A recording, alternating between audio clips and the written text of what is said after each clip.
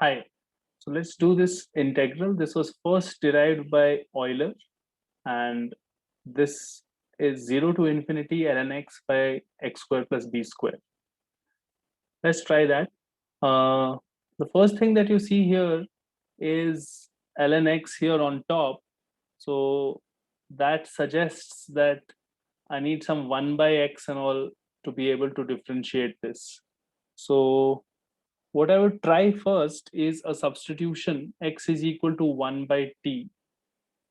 Why is that going to be useful? Because dx is equal to minus 1 by t square dt, and we will transform this to a different type of integral if we do the substitution. So let's see what happens when x is equal to 1 by t. So if x is 0, then t tends to infinity, right? So the limits also change, and you have ln of 1 by t, and dx is minus 1 by t square dt divided by, this is 1 by t square plus b square. Okay, so how does this help us? Let's see. So if there is a minus sign here, minus sign can be taken out and you can flip the limits of the integral. So it is 0 to infinity ln of 1 by t dt by t square by 1 plus b square t square by t square, and t square cancels, right? So basically you have again, this is equal to negative of 0 to infinity ln t by 1 plus b square t square dt. Seems like not much has changed, but at least this is slightly better, because what we can take is take the substitution bt, right? So let's do s is equal to bt as my substitution. So therefore ds becomes b dt, right? So what we get now is I becomes equal to minus, when t is 0, this is 0. When t is infinity, this is also from 0 to infinity. And this is ln s by b, ln s by b. And we have ds. So this is ds by b, ds by b. And here you have 1 plus s square, 1 plus s square, right? I'll just write that on the next page. So I is becoming minus 0 to infinity ln s by b, s by b by 1 plus s square, and there is ds by b, right? So 1 by b comes out, so minus 1 by b comes out, and this is basically integral 0 to infinity ln s by s square plus 1 ds, right? Now think about what happens here. This integral ln s takes many different values. It goes from minus infinity to plus infinity here, right? So what we should do is split out this integral into two parts, one from 0 to 1 when ln s is negative, and one from 1 to infinity when ln s is positive. So by s square plus 1 ds. We are basically splitting the inside integral into two parts, and outside there is a minus 1 by b, right? Now this integral we can prove, not this integral. Actually what we can do is we can prove that 0 to infinity,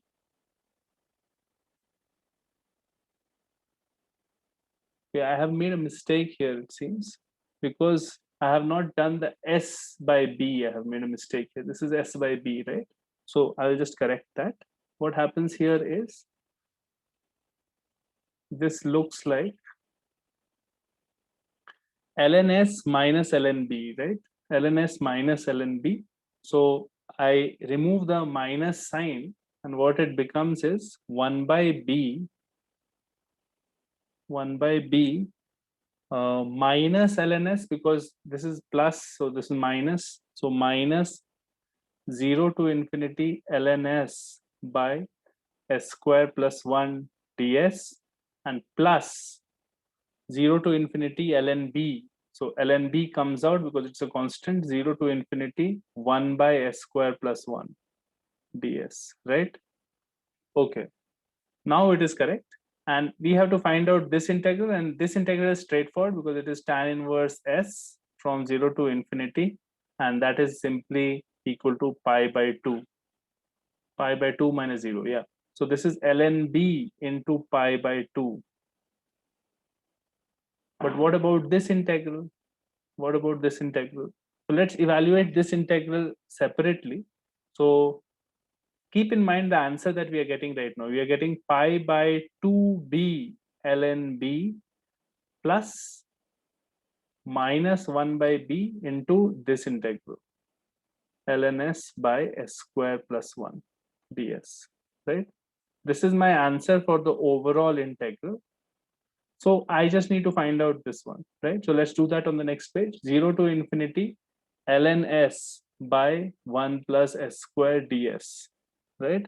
So this integral is what I was saying, which could be split into two parts, 0 to 1 ln s by 1 plus s square ds plus 1 to infinity ln s by 1 plus s square ds, ln s by 1 plus s square ds.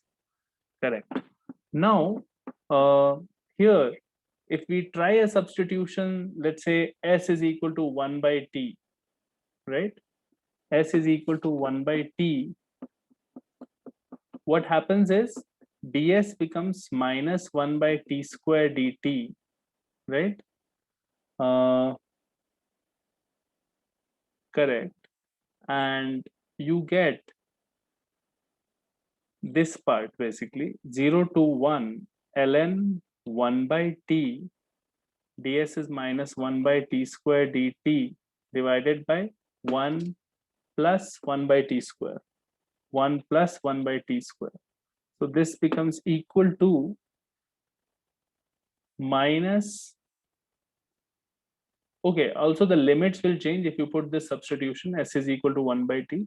What happens to the limits? When s is 0, t should be infinity, right? And when s is 1, t should be 1. So this is 1 to infinity of this dt integral. So take the minus sign outside, minus infinity to 1 ln 1 by t, ln 1 by t by t square plus 1 dt, right? Because t square will cancel from the denominator. This t square will cancel this denominator t square. So you get this integral, and that is simply 1 to infinity ln 1 by t by t square plus 1 dt, right? Which is equal to minus 1 to infinity ln t by t square plus 1 dt, right? Now notice what we have done. We have taken the first part of this and transformed into this, right? Minus ln t by 1 plus t square, and limits are 1 to infinity. Notice the second part of that is same, right? ln s by 1 plus s square ds 1 to infinity is the same as this because t and s are just dummy variables. They're equal. So what you're getting is this integral is equal to the negative of this. So therefore this overall integral must become 0, right? So my final answer now becomes your integral. We started off with the integral of 0 to infinity ln x by x square plus b square dx, and what we are getting is pi by 2b multiplied by ln b. And this agrees with the case that we have just proven. We just proved that 0 to infinity ln x by 1 plus x square dx is 0. This agrees, this result agrees with that because we can put b is equal to 1 and you get that result here, right? So this is my answer for this integral. This was first derived by Euler in the 1700s. Quite interesting because we applied multiple properties here to get this. We split it up into two integrals and then worked through it, right? That's it for this video. I will see you next time with new problems.